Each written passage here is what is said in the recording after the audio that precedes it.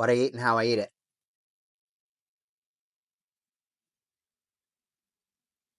Screw that. This is glamorous dining with a chef. It's like 3 Michelin stars.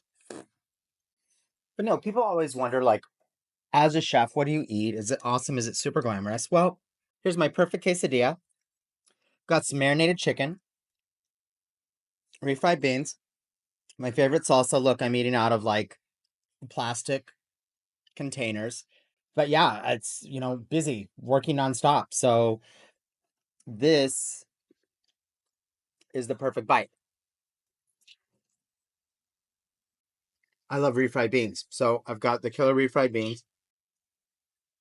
I drink it like water.